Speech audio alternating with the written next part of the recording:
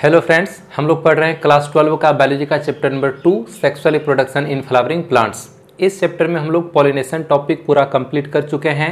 Pollination के बाद होता है फर्टिलाइजेशन, लेकिन जैसा कि हम बताए थे कि पॉलिनेशन और फर्टिलाइजेशन के बीच में एक घटना घटता है जिसको हम कहते हैं पॉलन पिस्टिल इंटरेक्शन।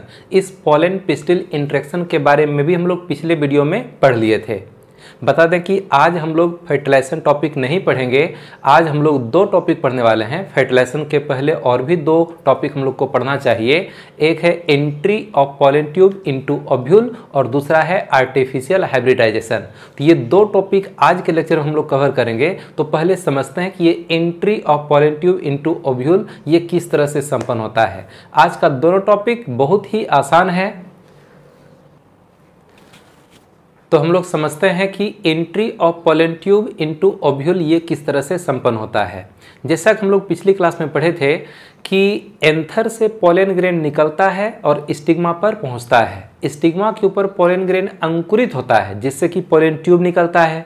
वह पॉलन ट्यूब धीरे धीरे नीचे की ओर वृद्धि करेगा, स्टाइल्स होकर के नीचे आएगा, ओवरी की ओर आएगा और ओवरी में जाने के बाद फिर वो ओव्यूल के अंदर प्रवेश करता है। तो पॉलन ट्यूब ओव्यूल के अंदर किस तरह से प्रवेश करेगा, हम इसी को बोलते हैं entry of pollen tube into ovule. एक फिगर बना करके थोड़ा सा दिखाते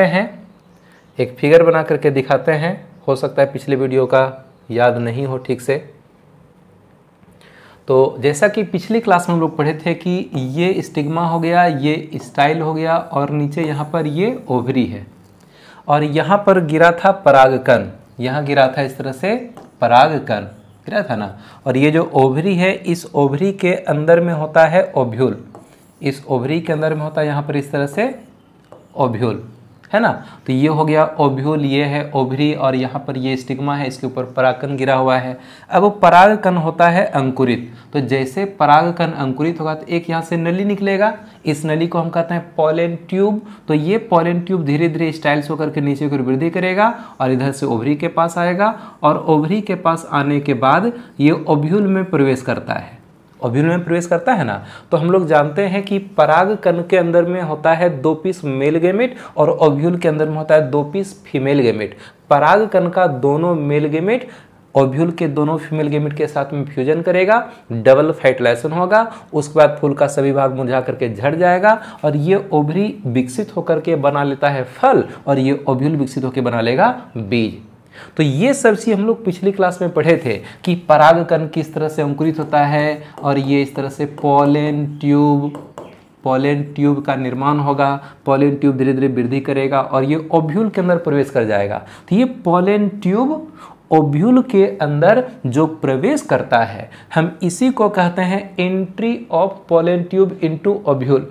यानी कि पॉलन ट्यूब का ओव्यूल में प्रवेश, पॉलन ट्यूब का ओव्यूल में प्रवेश। और बता दें कि ये पॉलन ट्यूब जो है ये ओव्यूल के अंदर 3 तरीके से प्रवेश करता है।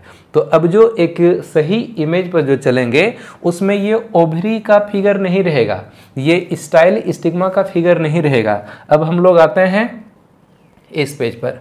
तो यहाँ जैसा हम केवल ओव्यूल दिखाए हुए हैं, ये 3 ओव्यूल हम दिखाए हुए हैं और ये ओवरी के अंदर ही रहेगा, ये ओवरी के अंदर रहेगा। लेकिन अभी हम डायरेक्ट ओव्यूल का फिगर बनाए हुए हैं। तो जब पॉलन ट्यूब ऊपर से आएगा यानी कि परागकण अंकुरित होगा और उसके बाद धीरे धीरे पॉलन ट्यूब बनेगा। पॉलन ट्यूब धीरे धीरे गति करेगा, नीचे ओवरी के पास आएगा और ओवरी के अंदर में मौजूद है ये ओव्यूल।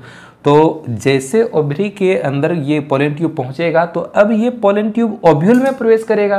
तो ओव्यूल में जो पॉलन ट्यूब प्रवेश करता है इसका 3 विधि है, यानी 3 तरीके से पॉलन ट्यूब ओव्यूल में प्रवेश कर सकता है। तो कौन कौन सा तरीका है इसको जरा हम लोग समझते हैं, थोड़ा ध्यान से समझना है। हम एक पॉलन ट्यूब बना रहे हैं और इस ओव्यूल में उसको इंटर करते हैं। इधर से पॉलन ट्यूब आया, इधर से पॉलन ट्यूब आया। तो ध्यान से फिगर को देखना है। ये पॉलन ट्यूब यहाँ से आया, ये क्या है? तो ये है पॉलन ट्यूब।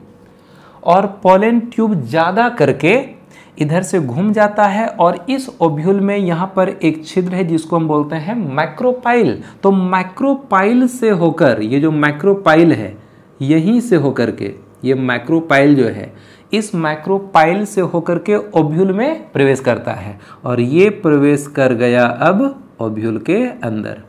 ये प्रवेश कर गया कहाँ? ओव्यूल के अंदर।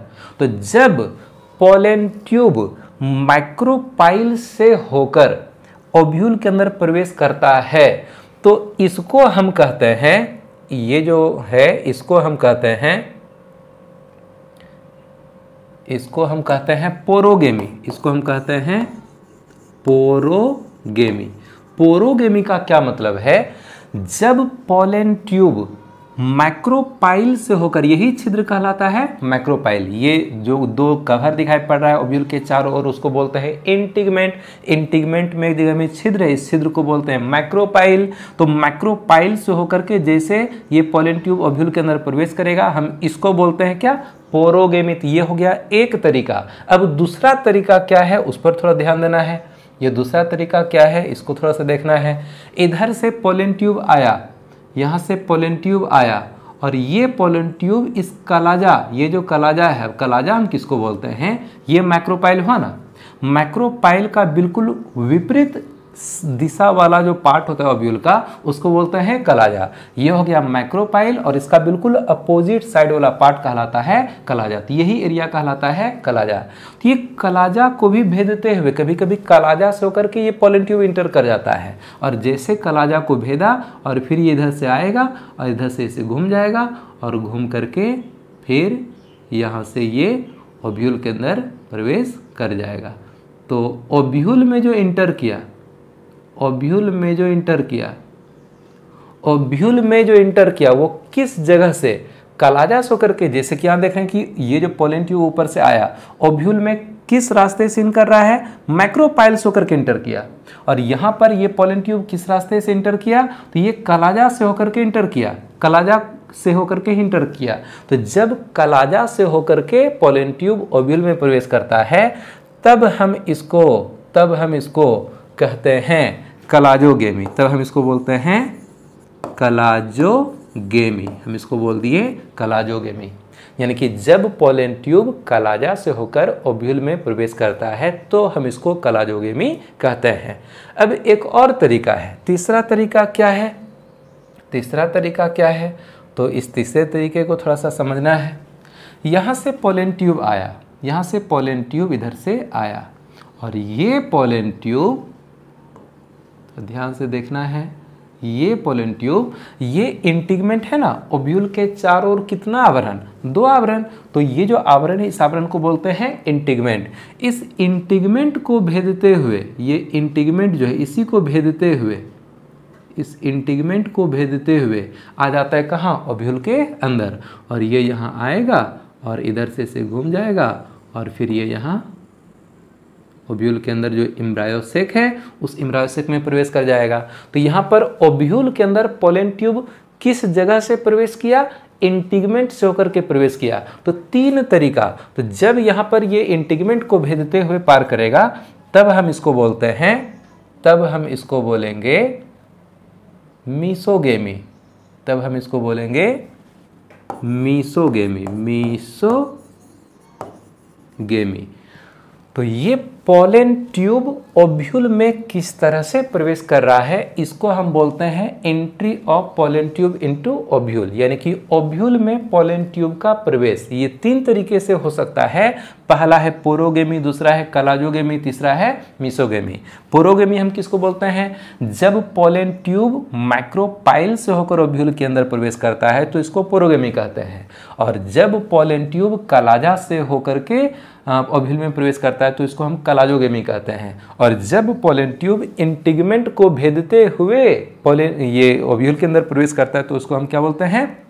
मीसोगेमी कहते हैं। ये तीनों बात समझ में आ गया। तो ये तो हो गया ओव्यूल में प्रवेश का बात। लेकिन ओव्यूल के अंदर मौजूद है एम्ब्रायोसेक। ये क्या है? एम्ब्रायोसेक। ओव्यूल के अंदर में क्या मौजूद है? एम्ब्रायोसेक, ये वाला। हमको एम्ब्रायो सेक के अंदर और भी बहुत कुछ दिखाई पड़ रहा है।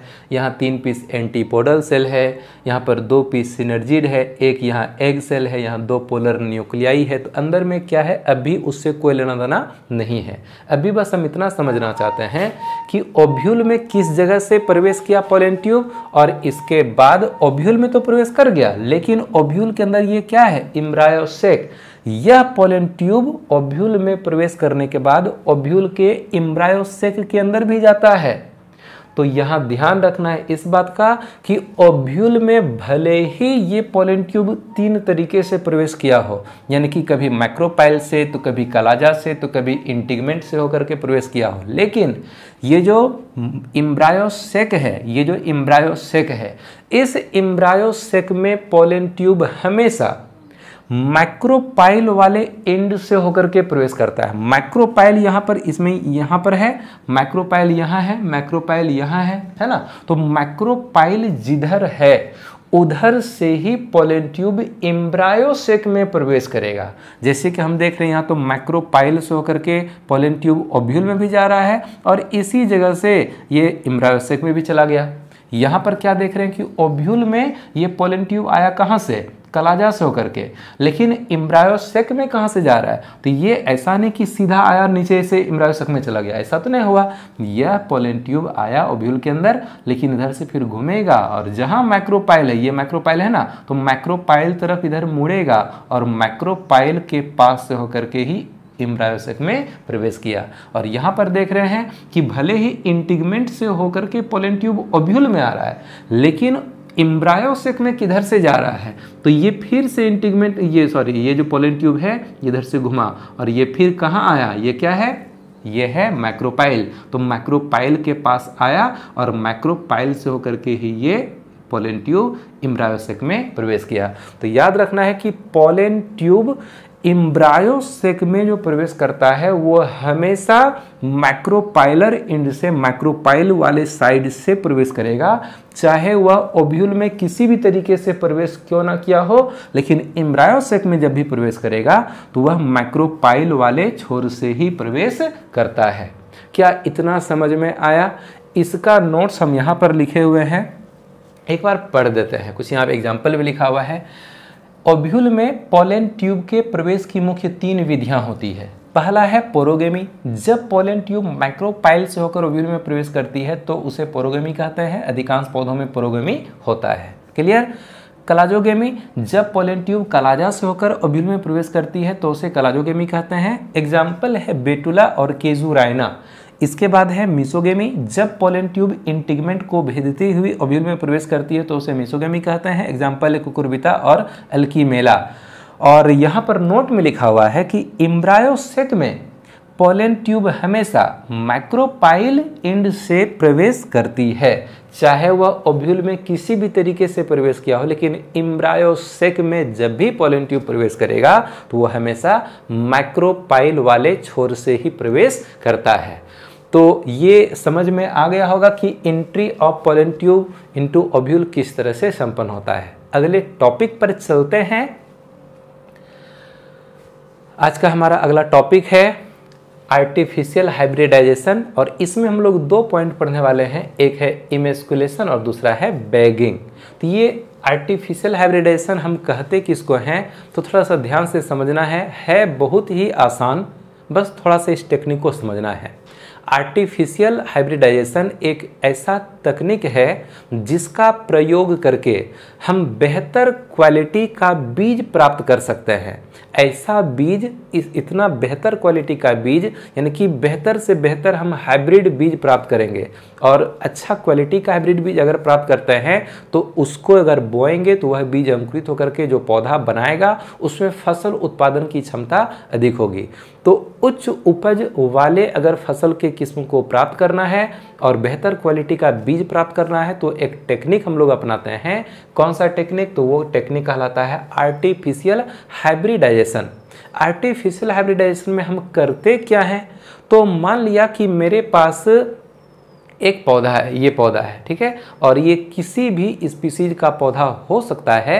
मान लिया कि ये धान का पौधा है, धान जैसा तो लगता है नहीं, लेकिन मान लिया जाए, तो ये धान का पौधा है। तो हम इसमें देख रहे हैं एक फूल भी बना हुआ है यहाँ पर। तो हम चाहते हैं कि इसमें सेल्फ पॉलिनेशन ना हो, हम चाहते हैं कि इस पौधा के फूल में सेल्फ पॉलिनेशन ना हो। सेल्फ पॉलिनेशन और क्रॉस पॉलिनेशन याद है ना, यदि इस फूल का परागकण इसी फूल के स्टिग्मा पर गिरेगा हम इसको बोलते हैं सेल्फ पॉलिनेशन, और यदि इस फूल के स्टिग्मा पर किसी दूसरे पौधा के फूल का परागकण आ जाए, जैसे कि इस पौधा के फूल का परागकण अगर इसके स्टिग्मा पर चला गया तो हम उसको बोलेंगे क्रॉस पॉलिनेशन। तो हम यही चाहते हैं कि इस पौधा के फूल में सेल्फ पॉलिनेशन ना हो, केवल क्रॉस पॉलिनेशन हो।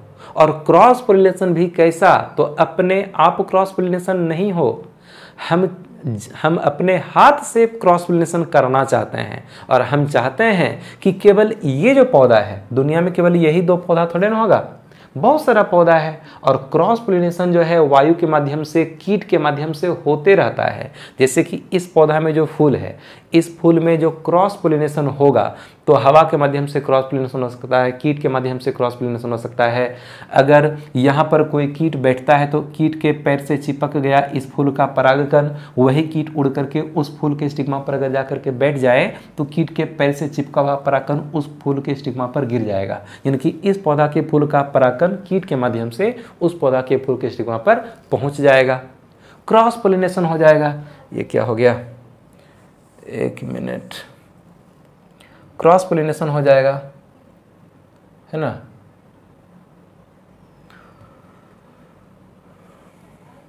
इस तरह से यहां से जब परागकण दूसरे पौधा के फूल के स्टिग्मा पर जाएगा हम इसको क्या बोलेंगे, क्रॉस पॉलिनेशन बोलेंगे।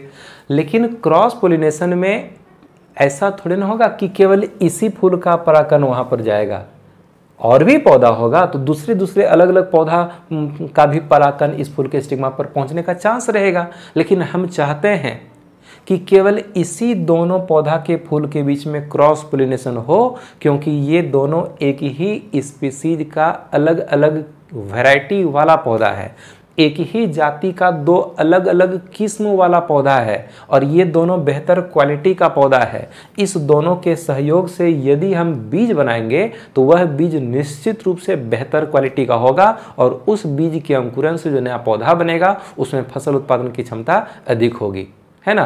तो हम चाहते हैं कि हम एक पौधा, मतलब 2 पौधा हम सिलेक्ट कर लिए, एक ये पौधा सिलेक्ट कर लिए, एक ये पौधा सिलेक्ट कर लिए। एक ही जाति के 2 किस्म का क्या मतलब है, जैसे बोलते हैं कि धान का पौधा, तो धान बोलते हैं कि धान एक स्पीसीज हो गया, एक जाति हो गया, लेकिन उसमें कई किस्म होता है, जैसे सीता धान होता है, सरना धान होता है, बासमती धान होता है, ये धान वो धान, कई प्रकार का धान होता है। तो ये जो अलग अलग नाम बोलते हैं, सीता धान, सरना धान, बासमती धान, ये सब कहलाता है धान का अलग अलग किस्म। धान एक जाति है और उसका बहुत सारा किस्म होता है, तो एक ही जाति का 2 अलग अलग किस्म वाला ये पौधा है, और हम इसी को सिलेक्ट किए हुए हैं। हम चाहते हैं कि इस पौधा के फूल पर केवल हम इस पौधा के फूल का परागकण पहुंचा सकें, और इसके स्टिग्मा पर दूसरे पौधा का परागकण नहीं पहुंचे। हम यही चाहते हैं कि मेरा कोई सिलेक्टेड परागकण है, हम कोई वांछित परागकण, वांछित परागकण का मतलब होता है जिस परागकण को हम सिलेक्ट किए हैं।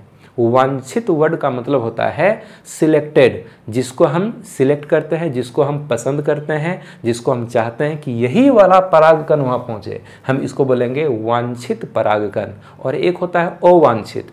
अवांछित का मतलब अनचाहा, अवांछित मतलब हो गया अनचाहा, जिसको हम नहीं चाहते हैं वो हो गया अवांछित। इस दोनों वर्ड के मीनिंग को समझ लेना है। वांछित मतलब चाहा हुआ यानी कि सिलेक्टेड, और अवांछित यानी कि अनचाहा हो गया। तो हम चाहते हैं कि इस पौधा के फूल का परागकण उस पौधा के फूल के स्टिग्मा पर पहुंचे।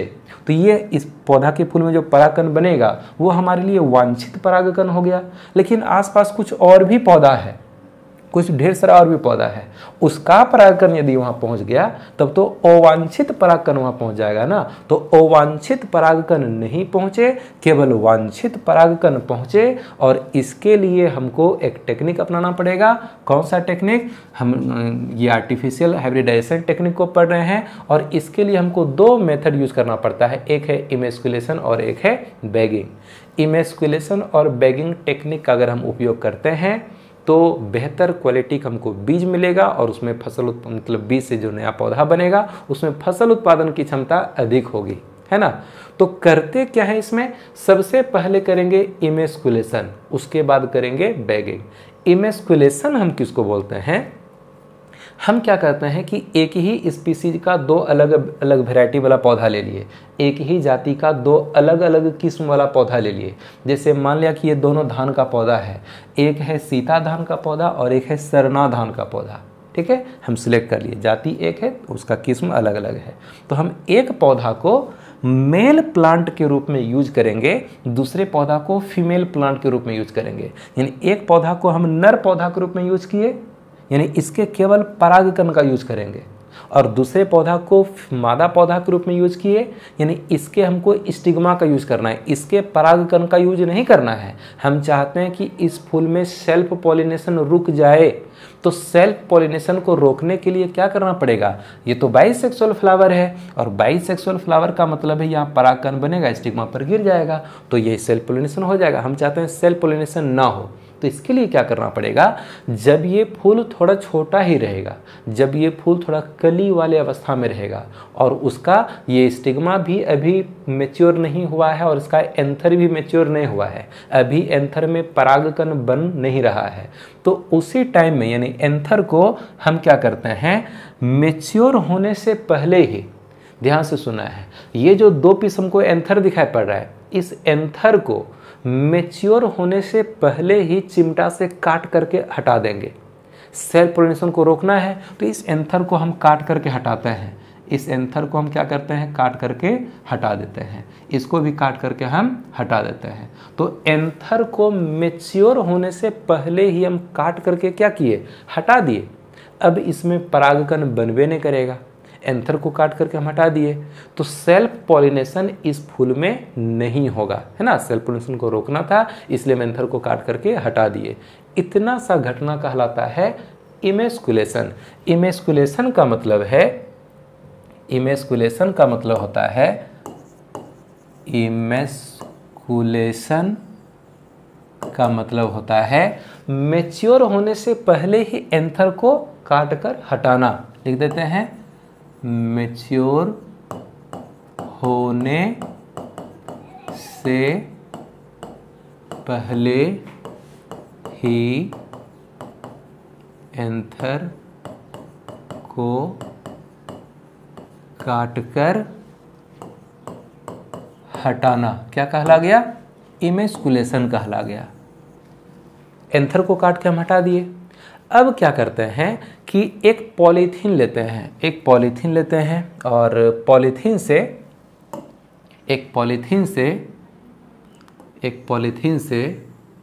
हम इस फूल को ऐसे ढक देते हैं, बांध देंगे। एक पॉलीथीन से इस फूल को क्या किए, ढक दिए, यानी कि एक बैग लगा दिए इसके ऊपर। बैग क्यों लगाते हैं, अगर ये खुला रहेगा, अगर हम इस फूल को खुला रखेंगे तो धीरे धीरे क्या होगा कि इसका स्टिग्मा मैच्योर होगा, और जब स्टिग्मा मैच्योर होगा, ये फूल खुला रहेगा तो वायु के माध्यम से, कीट के माध्यम से किसी भी पौधे का परागकण, किसी भी पौधे का परागकण इसके स्टिग्मा पर आ सकता है। तो हम जो है अवांछित पॉलिनेशन को भी रोकना चाहते हैं, यानी कि हम नहीं चाहते कि जैसे तैसे क्रॉस पोलिनेशन हो जाए कि किसी भी पौधे का परागकण इसके स्टिग्मा पर आ गया, तो हम जैसा तैसा क्रॉस पोलिनेशन यहाँ नहीं करना चाहते हैं। हम तो सिलेक्ट कर लिए हैं पहले से ही ना कि हमको इस पौधा के फूल का परागकण उसके स्टिग्मा पर पहुँचाना है, दूसरे पौधा के फूल का परागकण किसी भी तरीके से इसके स्टिग्मा पर नहीं पहुँचना चाहिए। इसके लिए क्या करते हैं, पॉलीथीन से इस फूल को हम इस तरह से ढक देते हैं, ढक दिए ताकि अवांछित पॉलिनेशन नहीं हो सके। ठीक, अब हम थोड़ा इंतजार करेंगे कि ये फूल थोड़ा थोड़ा बढ़िया से विकसित हो जाए, इसका स्टिग्मा भी विकसित हो जाए। पता चला कि इसका स्टिग्मा हो गया विकसित, अब ये स्टिग्मा पोलन ग्रेन को ग्रहण करने के लायक हो चुका है और यहाँ पर परागकण बन चुका है, यहाँ पर परागकण इस तरह से बन चुका है। अब हम क्या करेंगे, ये जो इसका ऊपर जो पॉलीथीन है, पॉलीथीन को हम यहाँ से हटाएंगे, इस पॉलीथीन को हम यहाँ से क्या करेंगे, हटा देंगे। पॉलीथीन को हम हटा दिए, हट गया पॉलीथीन। अब हम यहाँ पर क्या करते हैं, ये जो यहाँ पर जो पॉलन ग्रेन है, हाथ से पॉलन ग्रेन को यहाँ से हम यहाँ इस तरह से पहुँचा देते हैं, ट्रांसफ़र कर देते हैं। हाथ से पॉलन इस पौधा के फूल से परागकण को निकाले और उस पौधा के फूल के स्टिग्मा पर हम जा करके डाल देंगे। यानी कि हम क्या किए, क्रॉस पॉलिनेशन किए। हम क्या किए, क्रॉस पॉलिनेशन अपने तरीके से करवाए, मन चाहे तरीके से हम क्रॉस पॉलिनेशन करवाए।